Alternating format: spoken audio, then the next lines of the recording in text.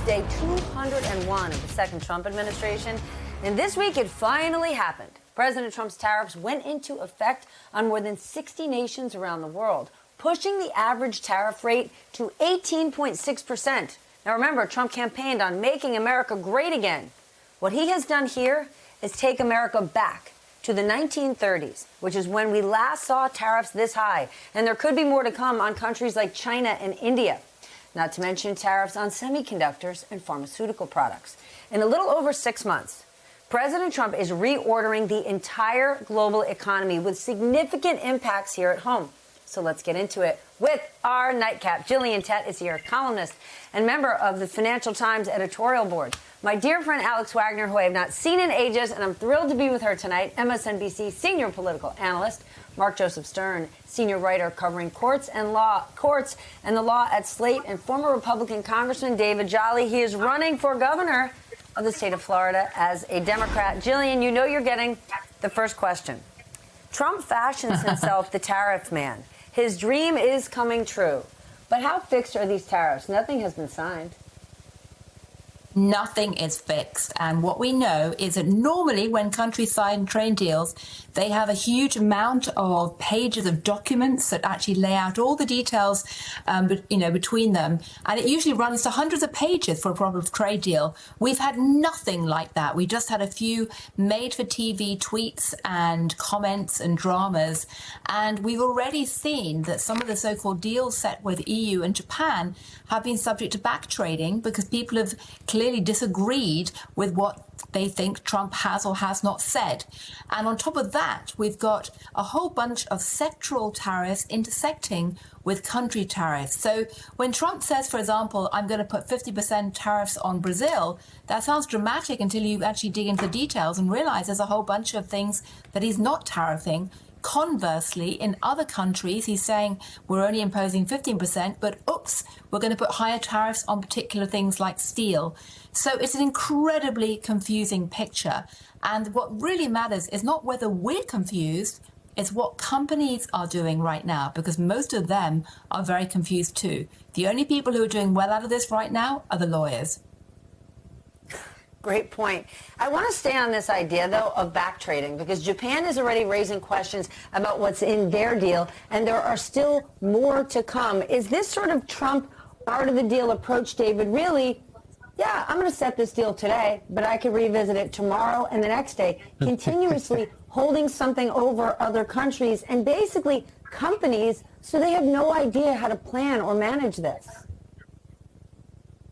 Yeah, look, I mean, maybe chaos theory is something that Donald Trump practices often. The problem, though, when you're dealing with trade wars is simply the uncertainty that is injected by chaos theory can cause, in this case, domestic businesses to retract. And ultimately, if there's a political consequence to this, look, prices are not going down. And so Donald Trump better hope that part of his formula is to increase real wages for Americans' consumers, because we know the affordability crisis is real across the country. Certainly here in the state of Florida, it is. If he has a magic wand to increase real wages while prices are increasing domestically because of tariffs, maybe he can survive this. But look, I think the reflex, the impulse for corporate America to retract and to become more conservative because of the uncertainty of Donald Trump's negotiating is very real. And so that is where we will see, right? There's a latency to the impact of everything Donald Trump is doing. I don't know that we've seen an impact yet. I really don't.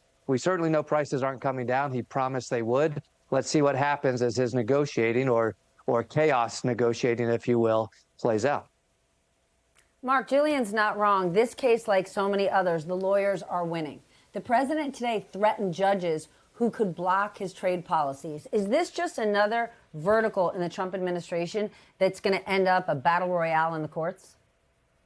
It absolutely will. And just last week, the federal circuit heard arguments over the legality of these tariffs, and a majority of judges strongly indicated that they think they are all unlawful. The federal circuit could rule that every single one of these tariffs breaks the law and essentially take them all down in one fell swoop. Now, that case will go to the Supreme Court. I think it's clear that Donald Trump is already trying to work the refs to make the justices feel like they don't have the political capital to strike down these tariffs and to show that they're so so intertwined with the global economy that the Supreme Court would sow chaos if it strikes them down. But the justices are not economically illiterate. Even the conservative justices know the risk that tariffs pose to their 401ks. And look, they want to send their kids to expensive colleges too. They don't want to see another Great Depression. And that's going to be a factor here as well. And the truth is that these tariffs have always rested on extraordinarily shaky legal ground. The statute that Trump is using doesn't even mention tariffs. This circumvents the entire legal framework for establishing trade deals that Congress set up. So I think it's quite true that this is good for the lawyers. The lawyers against Trump may well score several wins and end up taking the tariff power out of his hands entirely. Shaky legal ground, and they're not intellectually honest. The other countries don't pay it. U.S. importers do. Alex, take us to the American voter, because there are cracks in the economy. The tariffs haven't been devastating at this point, but we have nearly 2 million people unemployed.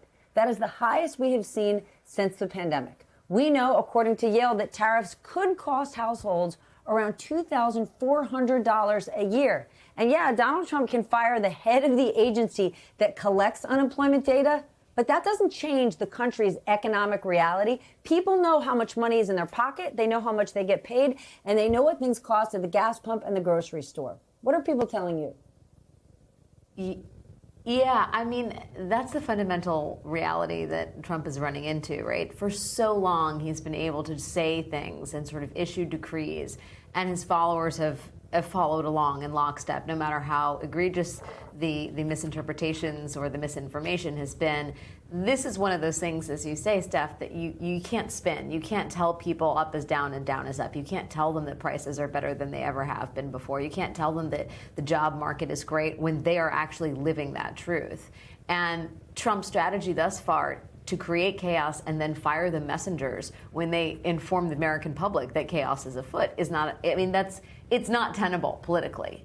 I think, I went to Hungary, and I haven't talked to you about this. I haven't been there the whole time, but a hallmark of authoritarianism, which is, I think we are very much, we are in our own version of a sort of authoritarianism here in the United States, is the profligate spreading of lies and misinformation to sort of dull the public and their sensibilities. If they don't believe it, they're just so overwhelmed by the chaos and the general feeling of mistrust that they give up. Now, I think that works in certain respects. That certainly worked in some aspects of Hungarian society, and I think it has worked in some corners here in the U.S. But economic pain is something that is piercing and is real, and it's not something that people ultimately ignore. It is a problem for Viktor Orban in Hungary, and Trump seems to be barreling down the very same path as him. Once people feel like the central promise of a leader's administration, in this case Trump's, is being violated, and they are feeling that pain on a practical, day-to-day, real-life level, that is the beginning of the end of support. So we will see how long this tariff nonsense lasts. We'll see how long the sort of systematic firings of truth-telling officials last. But the lies on this particular topic, I think, are devastating for Trump.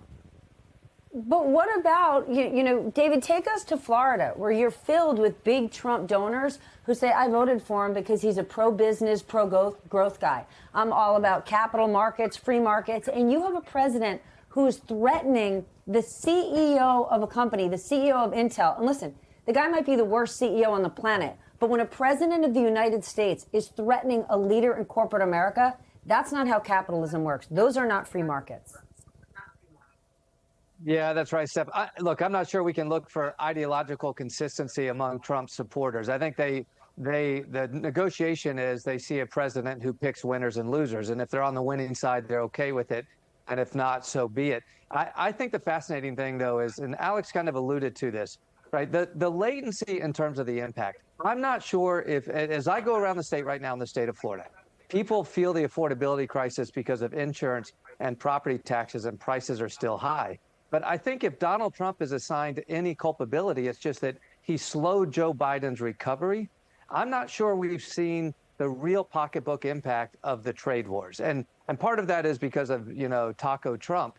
He breaks his promises and decides to just back down when he knows the pain is going to be real. And if there is real pain, like in immigration enforcement, he says, wait a minute, I didn't mean we're going to raid hospitality industries, because all of a sudden I'm hearing concerns about that. So I also think, though, that means there's a latency of the political impact for Donald Trump himself. I'm not sure Donald Trump has felt the heat yet of the trade war's impact on voters and consumers. We're going to see. Listen, Joe Biden had this recovery kind of moving into the soft landing zone. Frankly, between Chairman Powell and Joe Biden, we were in that soft landing zone. Now Donald Trump has injected this uncertainty. What is the next chapter? How do we come out of this cone of uncertainty of the trade wars? Will probably dictate the political impact for 2026 and the long-term political legacy of Donald Trump himself.